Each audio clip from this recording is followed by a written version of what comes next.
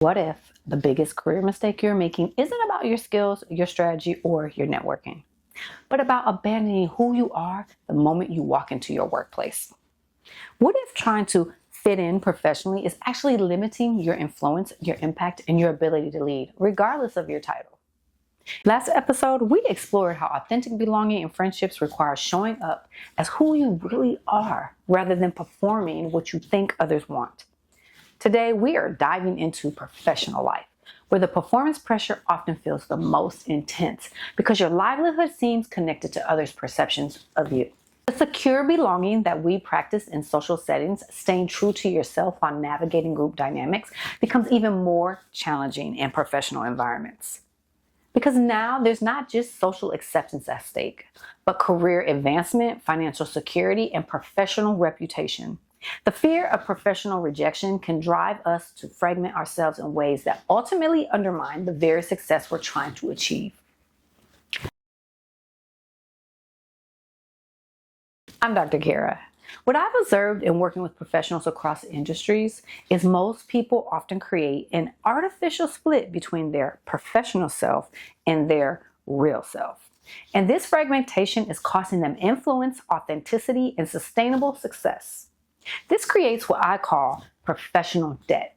The exhaustion that comes from maintaining a work persona that doesn't align with who you actually are. The stress of constantly monitoring and adjusting your behavior to fit a workplace culture. And the growing disconnect between your values and your daily actions. You might find yourself agreeing with decisions that violate your principles because you don't want to seem difficult. You avoid bringing up innovative ideas because they might be seen as challenging the status quo. You participate in workplace dynamics that drain your energy because you believe professional success requires playing political games. The underlying pattern is the same as in the other relationships. You're trying to control others' perception of your professional worth instead of demonstrating authentic value. Here's what's counterintuitive. The very authenticity you're hiding to protect your career is often what would accelerate it. Let me share a professional experience that taught me the cost of professional debt and how one moment of authentic risk transformed my entire approach to workplace leadership. Several years ago, I was working in a culture which was extremely hierarchical and risk adverse. The unspoken rules were clear. Don't challenge established processes, don't ask too many questions, and definitely don't suggest that there might be better ways to accomplish our mission. I have been accumulating massive professional debt by staying quiet during meetings where I had valuable insights, by avoiding conversations about process improvements I could clearly see, and essentially checking my strategic thinking at the door. I told myself I was being professional and respectful of the culture. The breaking point came during a high-stakes planning meeting about a program that was clearly failing. The data showed it wasn't serving our intended population effectively, but everyone in the room was discussing how to continue moving it forward because it felt safe. And it's what they always did. I sat there watching this unfold, feeling the familiar weight of professional debt. The tension between what I knew to be true and what I felt was professionally safe to say. My shoulders were tight, my jaw was clenched, and I had that sinking feeling that comes from betraying your own integrity. I realized my silence wasn't protecting my career. It was limiting my impact and ultimately failing the people who were to be served. I used my RPR method in real time. Receive. I noticed my physical tension, my genuine concern for the effectiveness of what we were trying to accomplish, and my fear of being seen as difficult or uncooperative. Perceive. I realized my silence wasn't coming from a strategic thinking stance. It was coming from my own insecurity about challenging authority. I was prioritizing my comfort over my purpose. I also considered what I knew about the characters of the people in the room. Most of them were genuinely committed to our mission, even if they were trapped in risk-averse thinking. Respond. I took a breath and made a different choice. I appreciate the challenges we're facing with this program. I have been looking at the data and I'm wondering if we might be missing an opportunity. I'm wondering if I can share some alternative approaches that might achieve our goals while addressing the current gaps. What happened next surprised everyone, including me. Instead of resistance, there was a genuine interest. Several colleagues admitted they had similar concerns, but hadn't felt safe expressing them. The conversation shifted from defensive justification to creative problem solving. That moment didn't just change the program, it changed my approach to professional leadership. I realized that bringing my authentic insights and values to work wasn't a career risk, it was my actual job. This experience taught me how the 3 pillars of my framework for connected leadership can transform professional effectiveness. Recognizing value, know your worth. This means understanding that your professional value comes from your authentic contributions, not from how well you conform to workplace politics. When you know your worth, you stop seeking validation through performance and start demonstrating value through genuine contribution. Embodying grace. Know your truth. This means bringing your whole self to work, your value, your perspective, your humanity, while adapting appropriately to professional contexts. Grace allows you to maintain integrity while working collaboratively with people whose approaches differ from yours. Conquering control. Know when to pivot. This means focusing on what you can influence, your own contributions, responses, and professional choices, rather than trying to control workplace culture, office politics, or others' career decisions. The receive, perceive, and respond method becomes essential for navigating workplace challenges. Receive means notice what's actually happening in professional situations rather than what you think should be happening. Are you aligned with your values or performing a role? Are workplace dynamics serving the mission or just maintaining comfort? What is your body telling you about this environment? Perceive means examining your motivations and assumptions about professional success, while also considering what you know about your colleagues' character and motivations before jumping to conclusions about their behavior. Are you avoiding necessary conversations because of fear or wisdom? Are you interpreting that colleague's directness as hostility when they might just be focused on results? Is your manager's feedback coming from a desire to help you succeed or from their own insecurities? This character-based perception helps you respond to people's deeper intentions rather than their surface behaviors. The colleague who seems abrupt might be under a deadline pressure. The boss who appears controlling might be feeling overwhelmed by their own responsibilities. Respond. This means taking action from your authentic professional self rather than from fear, people-pleasing, or political calculation. Sometimes this means speaking up in meetings. Sometimes it means setting boundaries around your time and energy. Sometimes it means choosing assignments that align with your strengths and your values. Let me give you a scenario that accumulates massive professional debt. Workplace initiatives that conflict with your values. Maybe your company is implementing a policy that you believe will harm customer relationships, or you're being asked to participate in marketing that feels misleading. The professional debt approach is to go along because you don't want to seem difficult or risk your position. You participate in meetings, nod at appropriate moments, and implement decisions that make you uncomfortable. The debt accumulates through compromised integrity, decreased job satisfaction, and growing resentment. What if you applied authentic professional leadership instead?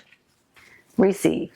You notice your discomfort with the initiative, your genuine concern for its impact, and your fear of professional consequences for speaking up.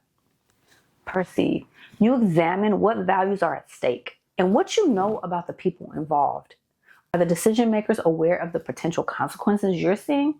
Is this initiative coming from genuine strategy or from pressure they're feeling from above? You also consider the character of your colleagues. Are they people who value input or are they resistant to different perspectives? Respond. You make a choice aligned with your values while remaining professionally collaborative. I want to make sure this initiative succeeds. I've been thinking about potential implementation challenges, and I'd like to share some thoughts about how we might address them proactively. This approach values your integrity while contributing constructively to the organization's success. It positions you as someone who thinks strategically rather than just follows orders. Here's what I want you to practice this week. Workplace centering moments. Using RPR practices. These are brief check-ins that help you stay connected to your authentic professional self throughout the day. The morning professional receive. Before checking email or diving into tasks, take 2 minutes to connect with your professional purpose. Why does your work matter? What value do you want to contribute today? What energy are you bringing to your professional interactions? The midday professional perceive. During lunch or break, ask yourself, how am I showing up professionally today? Am I leading from my authentic self or managing others' perceptions? What workplace dynamics am I interpreting? And what do I know about the people involved that might offer different perspectives? Evening professional respond. At the end of your workday, reflect on one professional choice that you've made from authenticity rather than political calculation. How did it feel? What was the impact? What would you do differently tomorrow? These centering moments aren't about perfect execution. They're about building awareness of when you're operating from professional debt versus authentic contribution. You might also want to practice what I call value-based responses to challenging workplace situations. Instead of immediately reacting with frustration or compliance, pause and ask, how can I respond to this situation in a way that honors both my values and my professional relationships? Here's what I've learned about the difference between professional politics and authentic influence. Politics is about managing perceptions to gain advantage. Authentic influence is about contributing value to create mutual success. When you're playing politics, you're focused on positioning, managing up, and calculating responses based on what will benefit your career. When you're exercising authentic influence, you're focused on solving problems, serving the mission, and contributing your genuine capabilities. This does not mean being naive about workplace dynamics or ignoring the reality of organizational hierarchies. It means engaging with those dynamics from your authentic strengths rather than from insecurity or manipulation. A shift will happen when you realize that your unique perspective, skills, and approach are exactly what some workplace challenges require. The innovation that feels too risky to suggest might be the breakthrough your team needs. The process improvement you're hesitant to recommend might solve problems everyone is experiencing, but no one is addressing. Your willingness to bring authentic leadership to your workplace, regardless of your title, often gives others permission to do the same. This creates an impact of positive change that extends far beyond your individual contribution.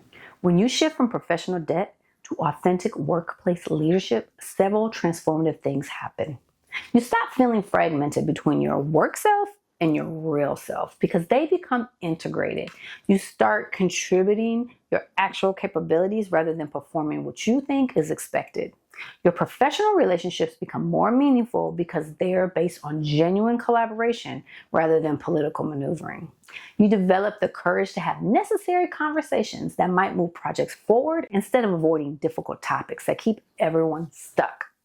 You become more innovative because you're not constraining your thinking to what feels safe.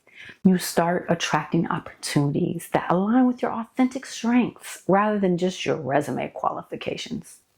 Most importantly, your work becomes an expression of your values rather than a betrayal of them. You create professional sustainability because you're energized by authentic contribution rather than depleted by constant performance. You develop what I call integrated leadership, the ability to bring your whole self to work while adapting appropriately to professional contexts. This isn't about being identical in every situation. It's about maintaining consistency in your core values while adjusting your approach to serve different professional relationships and goals. The self-leadership skills you've been developing, conscious choices, emotional regulation, authentic presence, and secure belonging, become the foundation for effective professional leadership. How you show up at work is practice for how you show up everywhere else, and vice versa. Next episode, we're exploring how these principles sustain your life's most challenging seasons, how you maintain connected leadership when everything feels chaotic. How do you find your center when external circumstances are completely beyond your control? I'll share what I've learned about leading yourself through crisis and major life transitions. Don't forget this week, practice workplace centering moments and try one value-based response to a challenging professional situation. Notice the difference between authentic influence and political maneuvering. I'm curious to know, where in your professional life do you feel the most pressure to abandon your authentic self? Share in the comments, because recognizing these patterns is how we transform them. Remember, your authentic professional contribution is exactly what some workplace challenges require. Stop fragmenting yourself to fit in and start leading from your integrated strengths.